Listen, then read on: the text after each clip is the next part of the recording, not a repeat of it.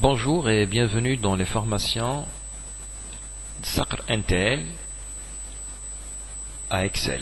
Aujourd'hui, on va voir ensemble les différentes méthodes pour modifier les dimensions des lignes et des colonnes dans les feuilles de calcul Excel.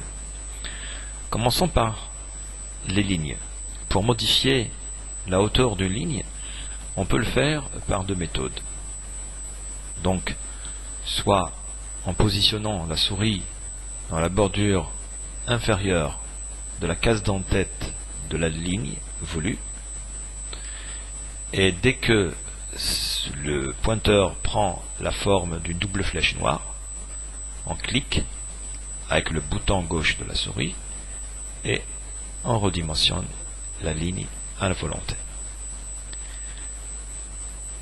Si on veut le faire pour plusieurs, on sélectionne donc les lignes voulues et on fait la même chose avec une bordure, avec la bordure inférieure de l'une des cases d'en-tête des lignes sélectionnées, et dès que le pointeur de la souris a pris la forme d'une double flèche comme vous le voyez à l'écran, on bouge notre souris, donc après avoir cliqué sur le bouton gauche, on glisse.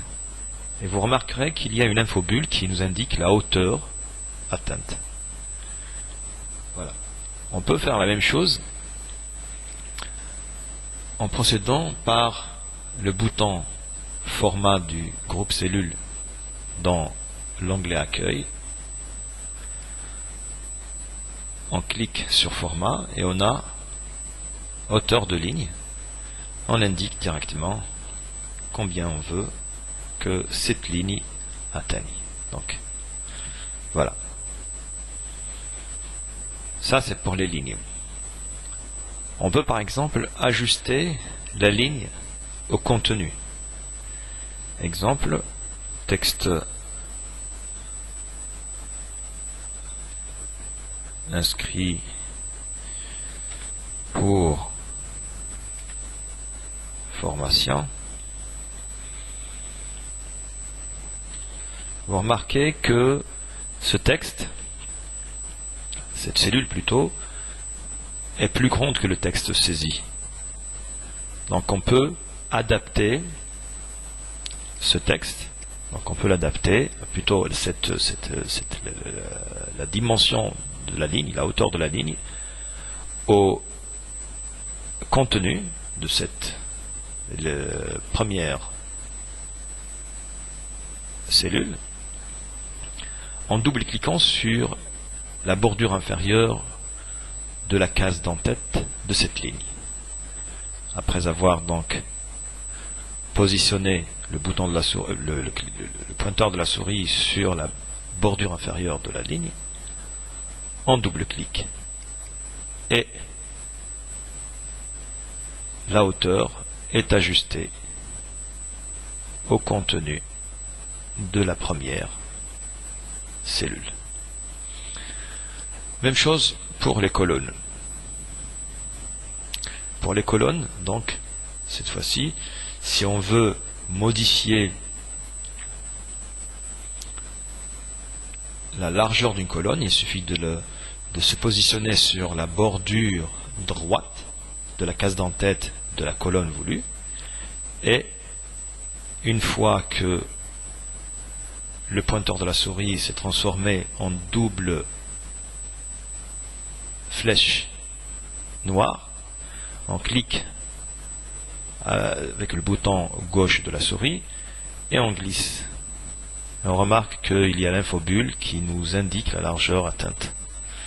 Même chose, si on veut le faire pour plusieurs, on sélectionne, donc cette fois-ci, il faut sélectionner les colonnes voulues, et sur la bordure droite de la case, de l'une des cases sélectionnées, on clique avec le bouton droit dès que on a notre double flèche qui est apparue, et on glisse jusqu'à la largeur voulue.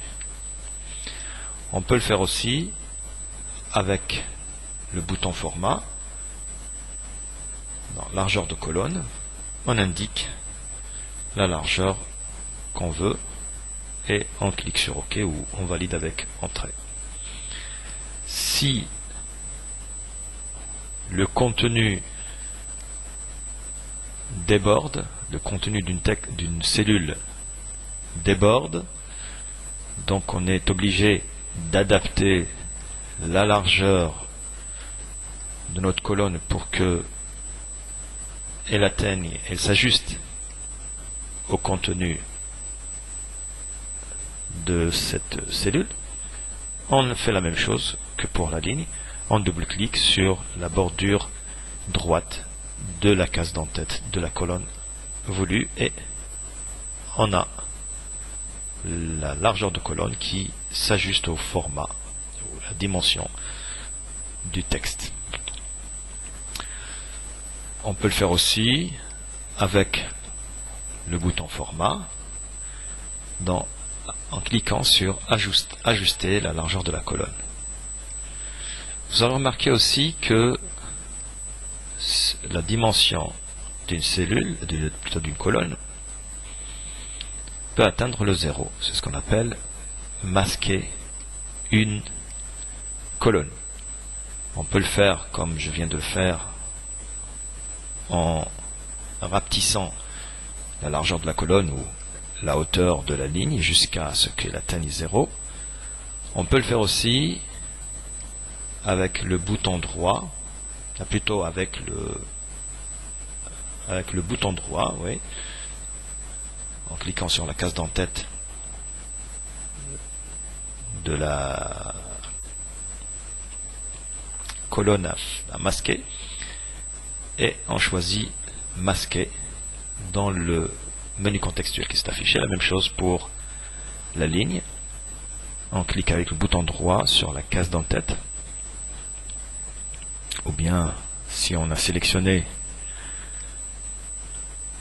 la ligne sur n'importe où, sur la ligne, sur la sélection, et avec le bouton droit, on a le menu contextuel qui s'affiche, on clique sur masquer. On peut le faire sur plusieurs, même chose,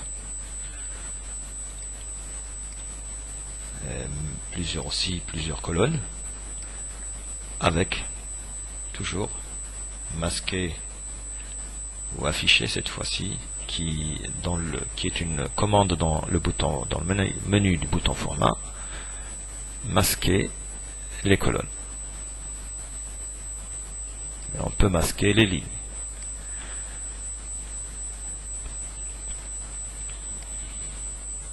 Pour les faire apparaître, il suffit de sélectionner la ligne d'avant et la ligne d'après et de cliquer avec le bouton droit et choisir afficher. Comme on peut les faire apparaître en cliquant avec le bouton gauche dès que on a une double flèche de la sorte, comme vous la voyez à l'écran, et d'augmenter la dimension de notre colonne. Plusieurs méthodes donc sont offertes à nous. Donc on peut le faire aussi avec le bouton format, après avoir sélectionné la colonne avant et après les colonnes masquées, et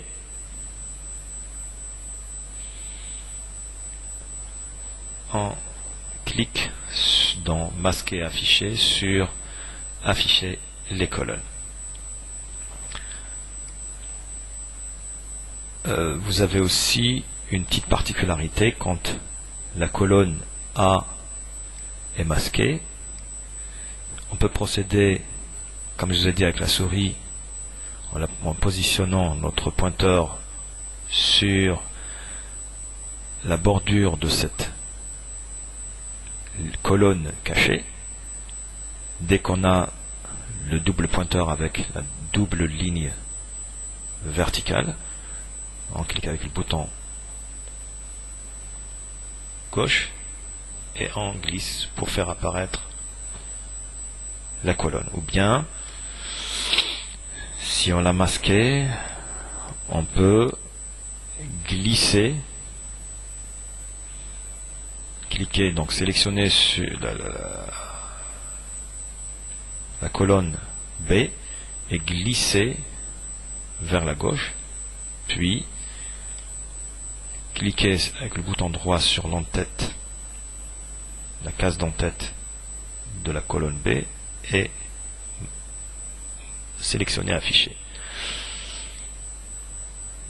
On voit, on peut afficher toutes les lignes et colonnes qui sont cachées ou masquées en sélectionnant toute la feuille de calcul. Donc pour les lignes, il fallait donc cliquer avec le bouton droit sur les cases, l'une des cases d'entête sélectionnées des lignes, et en même temps avec le bouton droit sur l'une ou la case d'entête de l'une des colonnes sélectionnées. Voilà pour aujourd'hui. Nous sommes arrivés à la fin de cette vidéo. Je vous dis au revoir.